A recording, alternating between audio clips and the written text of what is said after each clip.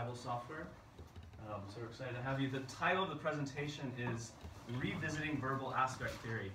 I should say, as someone who's been teaching Greek for several years now, I am very much anticipating this, and I'm also slightly worried. I hope that at the end I am still confident with the information I have shared with now hundreds of Greek students. Depends on if you chose wisely. No, it's really a privilege to be here. This lecture is drawn from a conference that was held last summer at Tyndale House, Cambridge, that actually began at the Pratt Street Ale House in 2013 in Baltimore at SBL following the Perfect Storm discussion at the Biblical Greek Language and Linguistics section. And we had a number of scholars, milling around in a pub that night and basically saying, if we could just cut and paste pieces from Porter, Campbell, and Fanning, we could actually have a coherent account of the verb. And I had talked to 3 of the different steering committee members and encouraged them that there was a 4th position, that Randall Booth had discussed things and there wasn't a willingness to bring in a kind of a new voice. So the verb was organized not as a protest, but basically as in America what we call a do-over. We intentionally designed a different conference. We didn't invite Porter, Fanning, or Campbell. Fanning happened to be there in Tyndale on study leave, so he was invited to give us kind of a historical perspective on what was it like, contextualization. But instead we wanted to say, what would a view of the verb look like if we began with the latest understanding from classics, New Testament studies, and linguistics? And so in order to accomplish that, we invited scholars from each of those 3 disciplines. We didn't just have an open invitation for papers, we headhunted scholars based on their expertise. We didn't just invite topics, we assigned tasks. Your job, and basically we tried, perhaps naively, to build a monograph out of a collected essay, a volume. So one scholar's job was to go from here to here to set the stage for the next paper that would go from here to here. So instead of taking potentially 10 years with several colleagues, we wanted to accomplish in about a year a rough outline of this kind of alternative sketch, not as a variegated nomism response, but again, that just starting from scratch, because so many of the discussions that have happened about verbal aspect theory, as it's been called, really begin with the presuppositions that the early scholars working in that field, particularly Stanley Porter, they began with his presuppositions and how he chose to frame the debate. Things like, is it tense or aspect? And what we're going to find is yes. So the way he framed things really skewed how the rest of the debate kind of came about and created a debate in many respects that classicists and linguists have said should not have been a debate. So with that's kind of some background, and then the Lexham Research Institute doesn't really exist yet. We're in the process of that, but the goal is to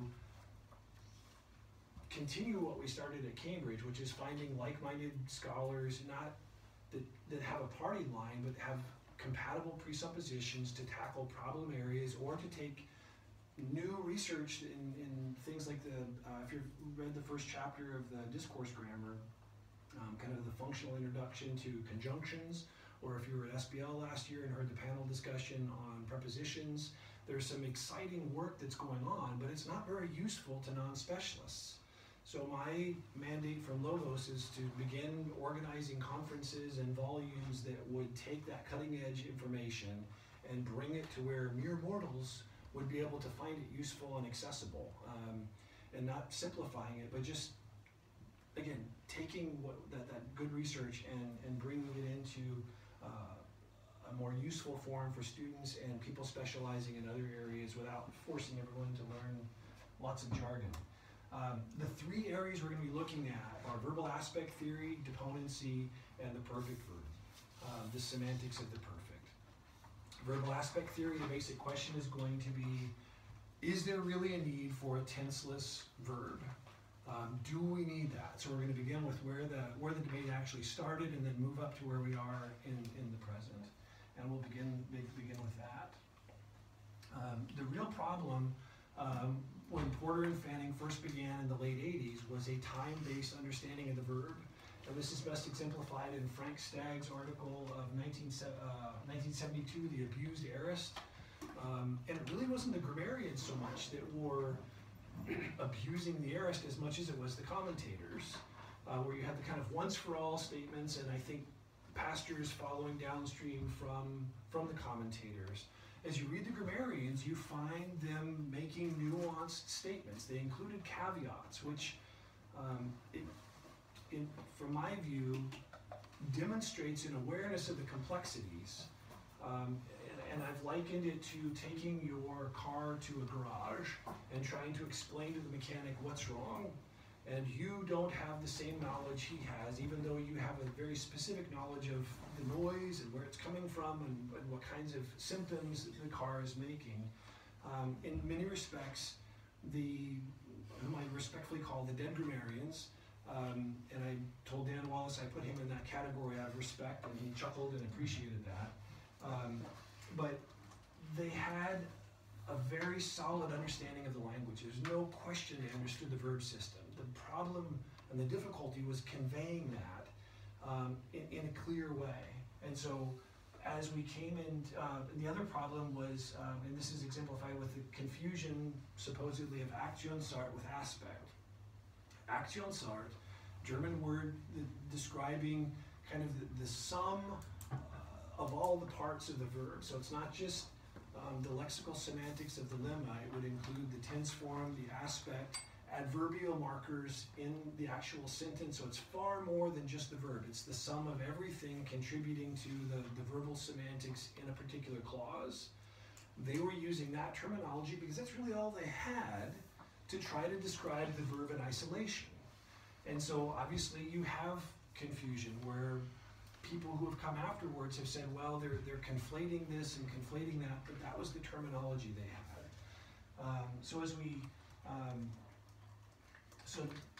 Let's take a look at some of the data in terms of, this is from Rodney Decker's 2001 dissertation, who followed on Stan Porter's work. Porter and to some extent Campbell and Decker and others who have been arguing for a tenseless verb are working with what's called an absolute approach to tense. Absolute tense as opposed to relative tense. So for instance, in Mark 15:23, when you find an imperfect verb, I think it's the only, or one of the few imperfect verbs that's temporally unrestricted, they try to offer Jesus wine to drink, and you learn in the next clause that he refuses it. So in Decker's mind, that's a temporally unrestricted reference because it didn't happen. It's one of the most uncharitable kind of treatments of time you're going to find. So what we're going to do is basically take Decker's data. You also have things like the temporally unrestricted aorists. If an aorist form occurs in a parable, again, temporally unrestricted, because parables aren't concrete time, they're irrealis because they haven't happened. If you have a negated verb, again, describing something that didn't happen, in Decker's world, that would be temporally unrestricted. Also, the pluperfect, the presence in the pluperfect, for whatever reason, he says oida is always present temporal reference.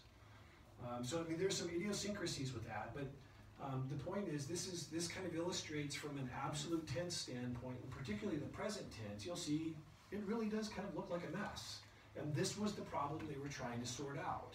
This was the problem they were faced with. And so you find basically two different solutions. Stan Porter with the aspect only description, basically arguing more for a revolution rather than a revision, and Bust Fanning arguing we have a mixed tense and aspect system. And Porter went beyond just kind of solving the problem with the present tense. He was saying that there is no temporal reference of any kind. He began initially in his dissertation with a claim saying that there is no absolute tense, but within another 15 or 20 pages in the volume, he dropped the qualifier of absolute. And Daryl Schmidt caught this, and again, all of the things I'm pointing out have been, there's nothing really original to my critiques. It's just things have not been pulled together into a whole and to some extent stuck. And again, he purported that this was the key to exegesis and the planes of discourse model with the levels of prominence, but we're not going to go into that. The focus is on, there was a need for a correction from this time-based, actual and SART-based description, and so kind of the pendulum swung. The question is, has Porter gone too far in that correction? Where should we have stopped? And any time you're correcting things, there's a tendency to overcorrect. Our goal with the conference in Tyndale House was to say, setting that aside, where would we end up kind of starting from scratch? There are three key presuppositions that we're going to take a look at today that had these been factored in, would have significantly changed the course of their research, the course of their solutions. Every one of these presuppositions was available in their literature. There is nothing new. If you read my my critique of Porter on contrastive substitution in Novum Testamentum 2014, I basically go through and look at the linguists that Porter cites, look at their claims, compare his claims to that, and show the disparity between the two. So with each of these things, we're not looking at some brand new information that was not available anachronistically and judging them in light of that. And Campbell even more so because he published in the 2000 time frame. So we'll begin with the presupposition of past, present, and future. In Indo-European languages, you don't find a past, present, future distinction. And Greek, English, German, French would fit as good, sound, predictable Indo-European languages. What you find instead is a past, non-past distinction. So the non-past form, which would be the present tense, both English and Greek, the perfect tense in Greek, has the potential for future reference. In the absence of something to expect future reference, you assume present time, but all you need to do is add some kind of an adverb, any kind, and we are able to accommodate that future reference as illustrated here. That's just how Indo-European languages work. And Conry, John Lyons, Stephen Wallace, the three linguists that Porter primarily relies upon, state specifically that Greek has a past, non-past distinction in it. But each of them chose to a tripartite system, which again fits their rhetorical argument in terms of arguing against time because it makes that picture much more complex. But we see the same kind of example in Greek, where Paul, you initially have elusomai in a future form, but then as he's referring in the next verse to essentially the same kind of action, so he's talked about doing one thing after he's done the other. So this is clearly in the future, but we find presence. And if you read the grammarians, you'll find futuristic presence, futuristic perfects. Those categories are precisely what we'd expect in Indo-European languages, just like we have in English. So this is not say, because we can do it in English, we can do it in Greek. The point is, this is just more broadly how Indo-European languages work. Doesn't mean that Greek automatically will, but we shouldn't be surprised when it behaves like a good Indo-European language. I'm sorry, for whatever reason it didn't bring up the translation. Apologize for that. So the point here is that they had access to an awareness of the bipartite distinction. They also had data kind of corroborating that in the literature they were working with, but for whatever reason chose not to follow that recommendation or advice in essence. The second area is contrastive substitution and the notion of cancelability. You'll find this figuring, the notion of cancelability figures very prominently, in particularly Con Campbell's work. The idea is if you can use a past time reference in a future context, or a present in a past, or a present in a future, then there's no way that that reference, that semantic meaning, can be part of the core meaning because it's been canceled out by that mismatch of temporal context. That's been the argument for Greek, and it's been a very compelling one because it's held up for 25 years. But again, if we held that, that's based on an absolute tense understanding of the language, with very little room for pragmatics. So basically what they're saying is if there's anything that you don't find in every single instance of a verb form, that can't be part of the core meaning of the verb.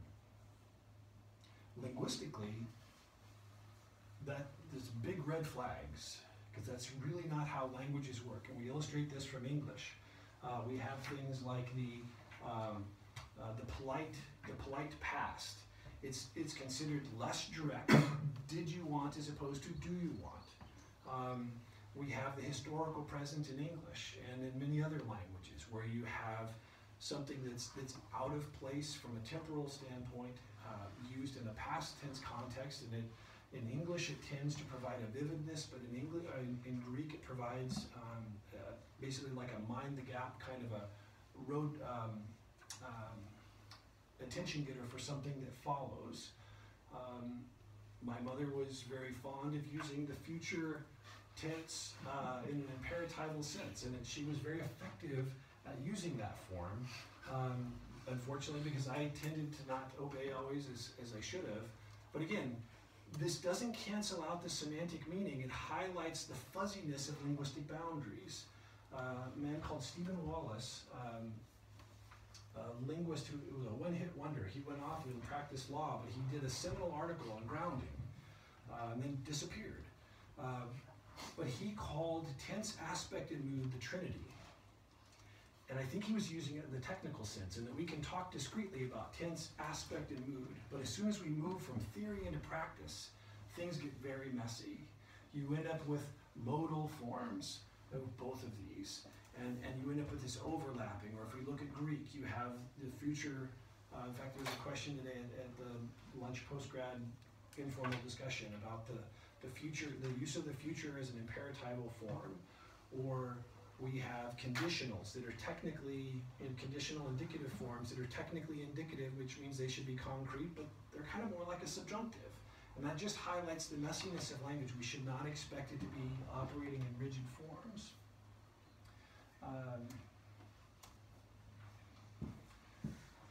The final area that I don't want to spend much time on, but Con Campbell has put up this idea that space and time have evolved, that things have moved from space to time in the verbal system, that it's a pragmatic effect. So here they're very willing to accept pragmatics because you have this distinction with the augment and the indicative. You have the imperfect and the present. How do we distinguish them? We have the pluperfect and the present. How do we distinguish them?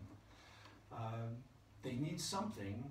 They've excluded time from any potential possibility. So Campbell's allowed it, but as a pragmatic effect via space. The problem is, space and time do have a relationship, but in prepositions, with prepositions, this would absolutely be the case. That you begin with a spatial framework, like talking about doing something,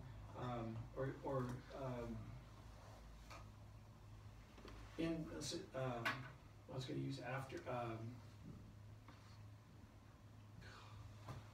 Should have written it down. You can use a literal spatial expression in a prepositional phrase, and we take it as spatial. But then you can move to a temporal understanding of things like after this time, where after is almost always going to be temporal, but within this period, where you could think of within as a container. But then if we make the container time, it's suddenly we've gotten into this adverbial temporal expression quite easily. And so what you're having is this spatial thing is extending and radial extending into time. But with verb systems, if anything, it's more the other way around. It doesn't begin with space, but rather begins with time based on the values of each of these different things, prepositional phrases versus verbs. If you don't mind, may I take off my coat? Okay. So we have three different factors that we've looked at. The issue of the past, non-past distinction versus past, present, future. The notion of cancelability and contrastive substitution. And then just very briefly, this issue of time and what happens with, and Chris Thompson has a wonderful article on the aspect. Everyone who's talked about aspect, so Lyons, Comrie, Wallace, and the others who have come behind, have talked about aspect not as the internal structure of the verbal action, but the internal temporal structure of the action. And that little modifier has always been left out, strangely enough, by those who are arguing against a temporal view of the verb. And that's because a perfective action, if you're looking at the whole, it could have taken 10 years. So you could have a long period of time within it, but it's looking at the internal temporal structure of things, where tense is looking at the relationship. So just quickly, what is tense versus aspect? Tense, if let's say this is reference time, so the time of the speaker, and this is the action, okay? If I put reference time here, what you expect would be that if this is reference time and time is progressing this way, would this be a past, present, or future action? Should have brought past. Good. I should have brought candy. Okay. So all I have to do is move reference time back here. I can have any kind of temporal makeup of the action. Move it back here, it's future. And if I have it coinciding, it's contemporaneous, present. That's the distinction of tense. Within aspect, as we get into the third part of the lecture, we're going to talk about the perfect. That has nothing to do with the internal temporal structure. You can have complex structure, and the perfect demands complex structure, including time. So we'll keep moving, but let's come back to the initial chart.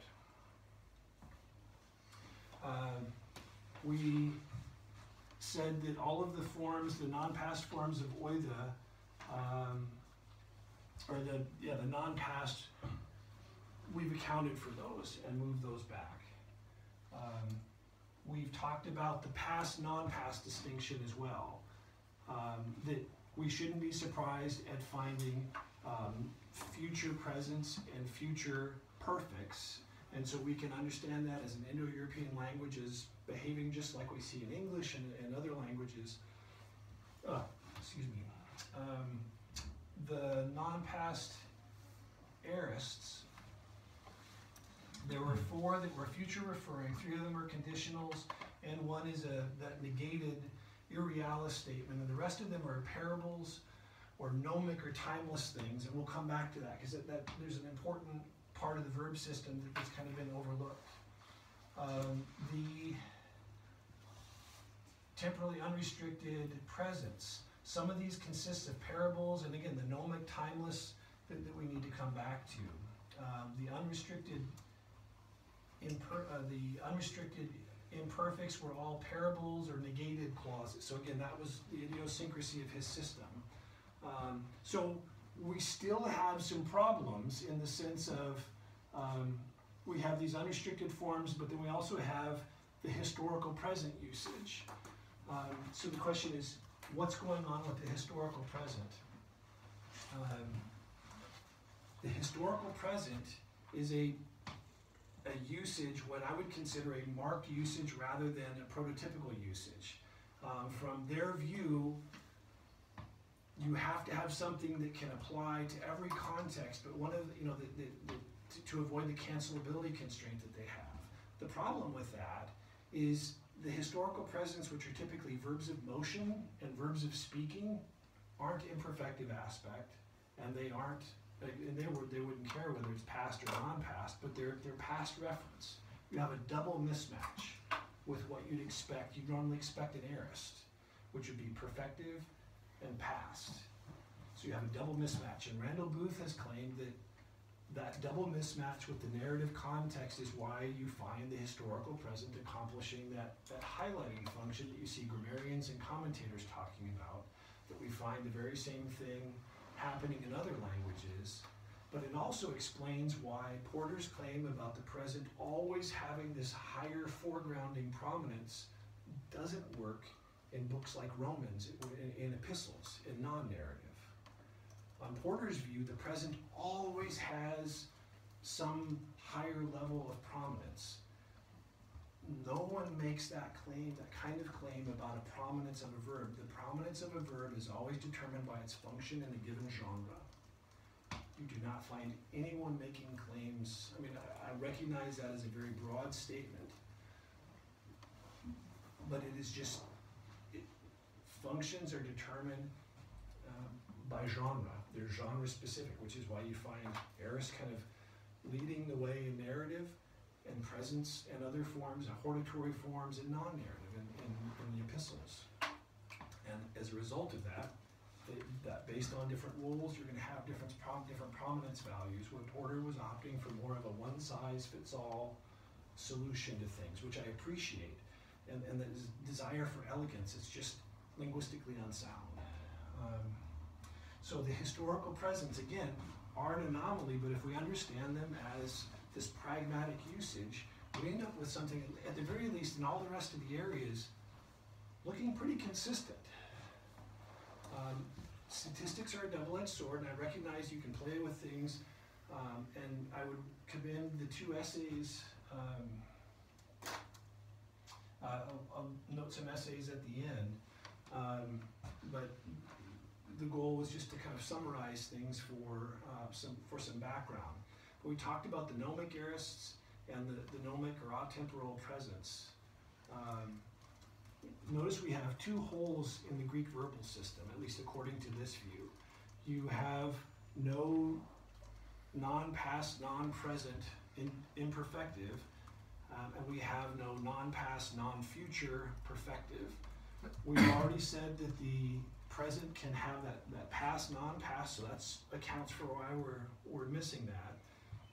The future perfect is something that's found quite a bit in the classical literature, but drops out through the Koine. And again, the reliance upon the non-past potentiality of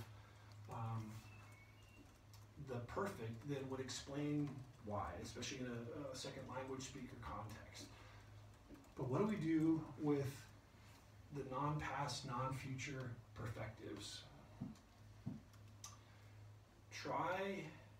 But just to give you a sense of aspect, I'll try telling you a story using imperfective, past imperfective verbs in English. Normally I would pay to do this, but I don't have any coins with me and we probably don't have the time. I'll hold up a quid for someone and ask them to tell me a story when we're working in a class setting. I could say, you know, I was at Madison's, I was having dinner at Madison's last night, and then she was driving me home, and I was trying to get into my room, and we were having problems because the key wouldn't work on the outside door, and we were wondering what we were going to do.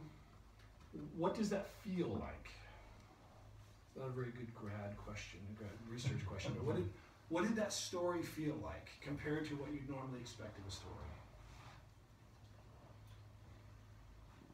That we were in the story because you were using